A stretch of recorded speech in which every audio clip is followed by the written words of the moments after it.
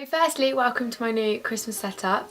I'm aware that it's not like the most Christmassy thing, but I'm trying to make it so that in my videos, wherever I move in my room, I can add these little bits and it will make it look Christmas. On this shelf is from Wilkinson's, apart from that, which is from somewhere else. Film a question and answers video, which I've been asking questions on Twitter and Instagram for the last week or so under the hashtag I'll get questions from you guys, and then I can hopefully film another video in a few weeks or months. Question and answers videos, I feel like they're a little bit more personal and you get to know me rather than just me as jump straight into the I'm going to do the Twitter questions in this video and the Instagram questions in the next video.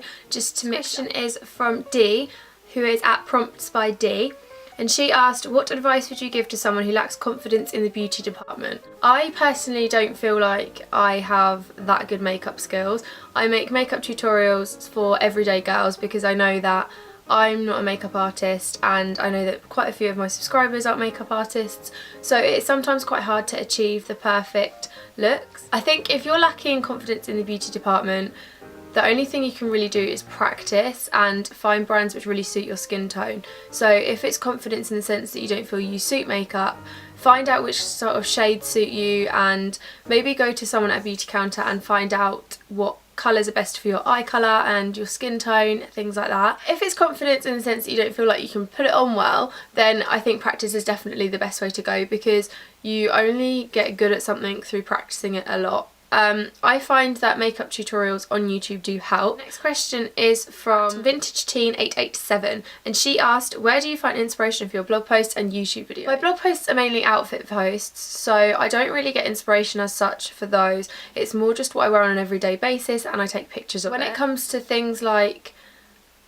to be fair, everything I post is like reviews of things or outfits. It's never really anything that really requires inspiration, so I'd say if I do something that requires inspiration, it'd be something that I personally wanted to search for or something that I think other people would want to search for. So for example, with my YouTube, I did a video that was tips on how to do your portfolio for studying fashion, art, that sort of thing, and the only reason I made that video is because when I was making my portfolio I actually really struggled to find a video that helped to do that. For YouTube videos, I normally get my inspiration from just looking at things. Like, I was thinking about what I could do for Christmas videos the other day, and I was looking around my room thinking, what do I have that I could do as a Christmas video?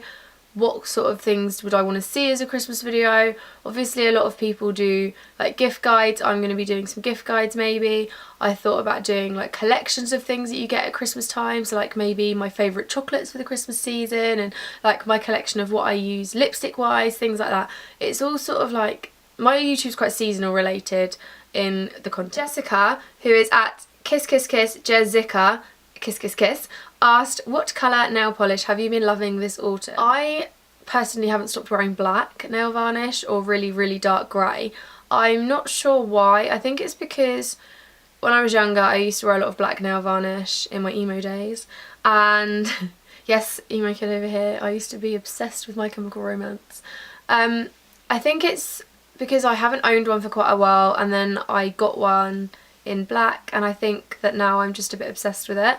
I've also been loving wearing white and plum shades, and there's quite a few. I'm going to be making a video that's going to be up in a couple of weeks all about my favourite autumn and winter nail polish. Hannah Grace at Hannah G Beauty asked, if you could be one person's fashion stylist, who would it be?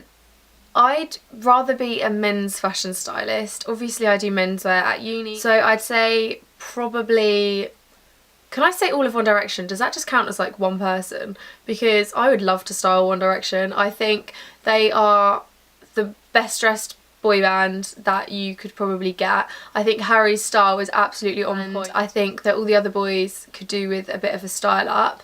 I do feel like their stylists do kind of make Harry like the style icon and then Louis like a close second, but I'd love the chance to be able to style them up, or for them to even wear my clothes just so that I could, yeah, just to style them. I think they're probably the people that are most like the style that I create. Girl, I'd probably love to style, I think Selena Gomez would be a fun one to tackle because she always plays it quite safe, so I think she'd be quite fun to style up because she's quite versatile in what she can wear, but she just doesn't experiment too much in her wardrobe.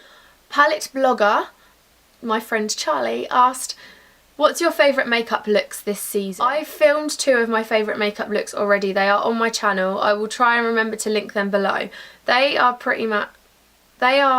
the looks that I've been wearing quite a lot this season, along with just my basic look with changing up the lipstick. I'm kind of keeping it quite dark but quite simple this year because I'm not really one for having like bold makeup as such.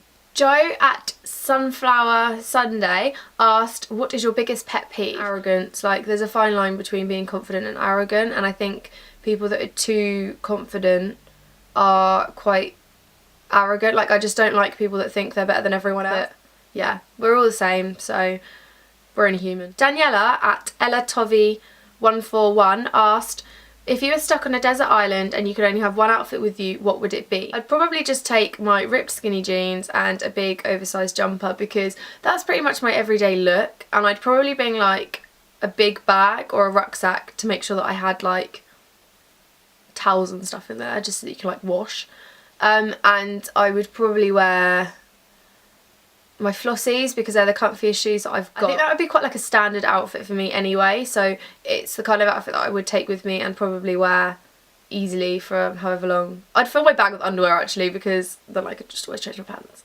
Sophie at SHR Styling asked, what is your most favourite item of clothing in your wardrobe and why? My favourite item of clothing in my wardrobe is probably my camel coat from Boohoo, which I got at the Nights Before Christmas event the other week, but it's such a comfortable coat. It's so warm and cosy, and camel surprisingly goes with quite a lot, so I think that's probably the favourite thing that I own. I do have like favourite items for like each part of an outfit, so I have like a favourite top, favourite trousers, favourite shoes. Danielle at Floral Danielle asked, what's the most exciting opportunity you've had since becoming a blogger? I've had a fair few things that have been really exciting since I've become a blogger. I've definitely done things that I never thought I would do since starting my blog, and I've grown as a person more than I thought I could. I never really realised that having a blog that was like sporadic at the start could turn into something that I do daily and physically don't think I could live without. I don't know, I do a couple of like photo shoots of brands and stuff, so I suppose that's quite exciting. I think though my biggest blogging achievement has to be being nominated for the Cosmo Blog Awards last year. I was nominated under the Best Established Fashion Blog and I didn't place, but I was shortlisted, which is a big thing considering I was one of the smallest blogs that was in that category that year. So I'm really proud to have been nominated. Ellie at Ellie Stedman asked, what is your favourite One Direction song of 4? I'm going to play it for you.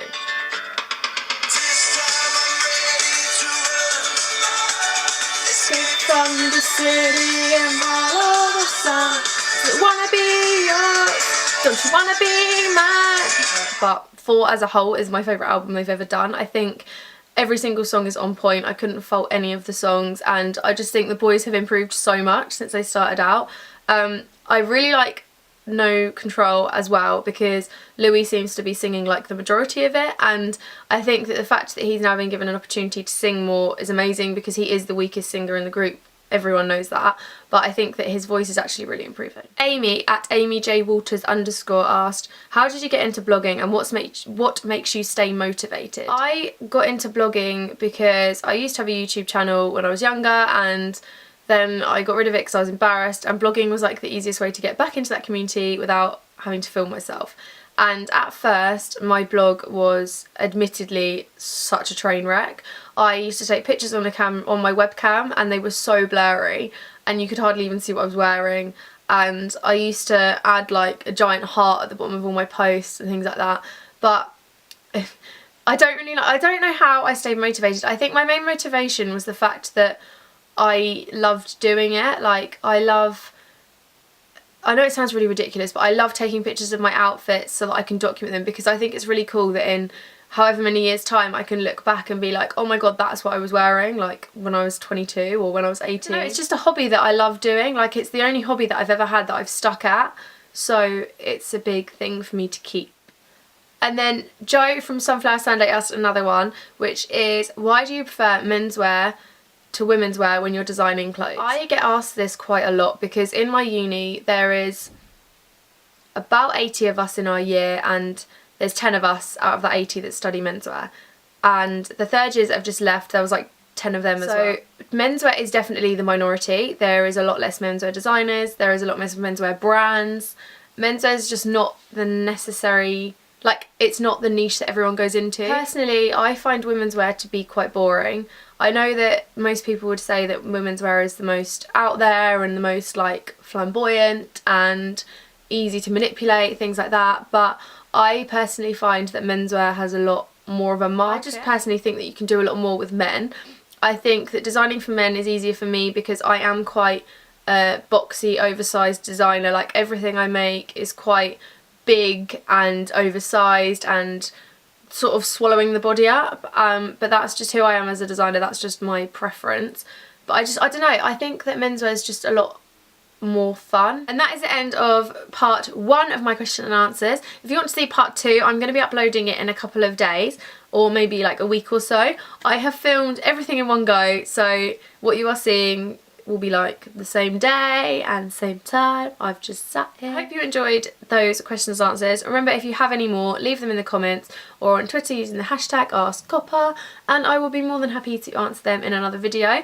I quite like doing question and answers. I want to kind of like section them.